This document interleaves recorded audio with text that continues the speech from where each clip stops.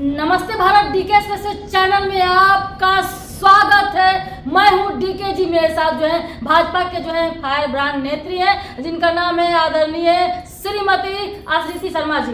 बात करती हूं कि देखिए जो है भाजपा भाजपा भाजपा भाजपा कहती है हिंदुत्व को लेकर चलती है, 80% हिंदू हैं, फिर भी जो है एक क्यों नहीं है। और दूसरी बात है कि बांग्लादेश में जो है सिर्फ जात पात से उठ करके एक जो है कौम को टारगेट किया गया, जिस कौम का नाम है हिंदू, जिंदा जला दिया जाता है।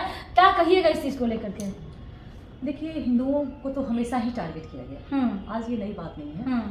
हिंदू हमेशा ही, हिंदू इतने सॉफ्ट हार्टेड हैं और इतना स्थिर और शांत विचारधारा के लोग होते हैं, तो हम लोग तो हमेशा ही टारगेट किए गए। हम लोग बहुत उग्र और बहुत ही मार काट वाले प्रवृत्ति के रहे, तो लोग हमें हल्के में ले लेते हैं। जबकि अगर हमसे युद्ध लड़ा जाएगा तो इतिहास गवाह है कि हिंदू ने सब कुछ छड़ा है। महाराणा प्रताप से लेकर के, और हमने ही आपको सारे सबक सिखाए हैं, हमने पूरे विश्व को ज्ञान दिया है।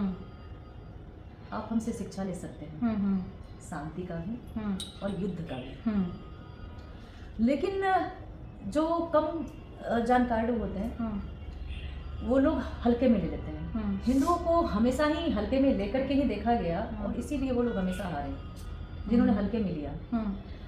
तो बांग्लादेश में तो आप जान रहे हैं अभी हालात ऐसे। तो वहाँ पर जाति में नहीं ना भाई कि वो भूमिहार है, वो ब्राह्मण है, कोई सवर्ण समाज से, ओबीसी है, SC ST नहीं ना खोजा है। क्या है भाई? तो हम यहाँ हैं, टारगेट किया हम यहाँ हैं, हम यहाँ जातियों के बारे में बताया गया, हम यहाँ हैं, लेकिन है तो हिंदू।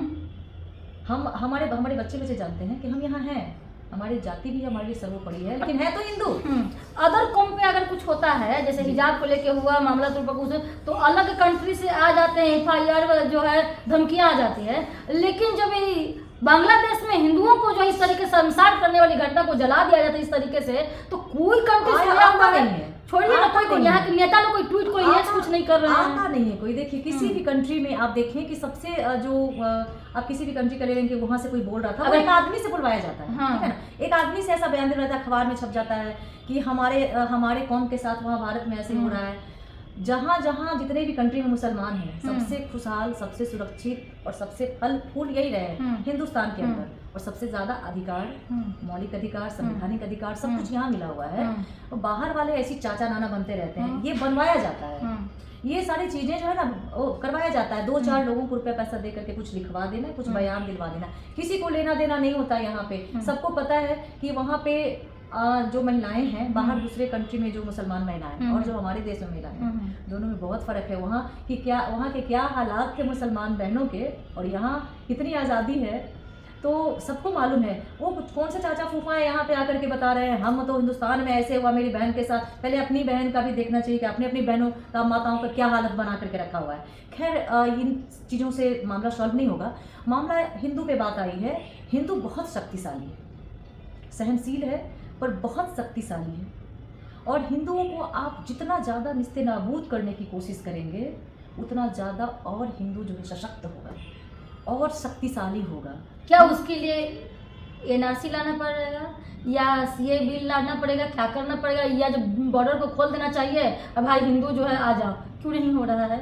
नहीं, मेरा अगर अपना समझेंगे तो हिंदू जो है आ जाओ ऐसा नहीं है। हमारे देश में हम लोग हिंदू जो हैं वो पहले हम लोग अपने आप को ही थोड़ी ना कम समझ रहे हैं।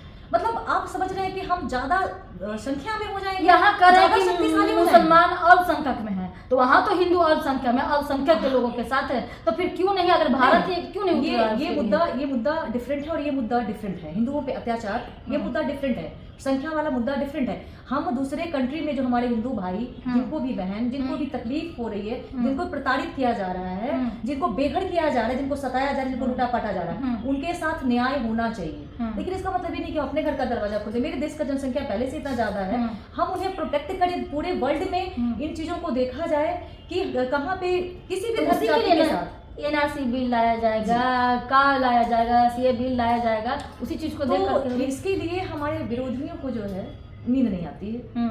इसके लिए उन लोगों को काफ़ी दिक्कत है। लेकिन हम लोग आगे जाकर के कुछ ना कुछ ऐसी व्यवस्था करेंगे कि किसी भी कंट्री में किसी भी अल्पसंख्यक को दिक्कत ना हो। इंदिरा गांधी जी जब युद्ध लड़ी थी बांग्लादेश के लिए, वो किसके लिए लड़ी थी? हिंदुओं के लिए लड़ी थी? नहीं, वो जिनको भी सताया जा रहा था, जो उस क्षेत्र भागफल में सुरक्षित रह सकते थे, और बांग्लादेश को उन्होंने आज़ाद करवाया। वहाँ पे आज भले ही संख्या मुसलमान की ज़्यादा हो गई, ऐसा नहीं है कि वहाँ पे हिंदू नहीं सर्वाइव कर रहे थे, बाद में जाकर हालात ख़राब हुए।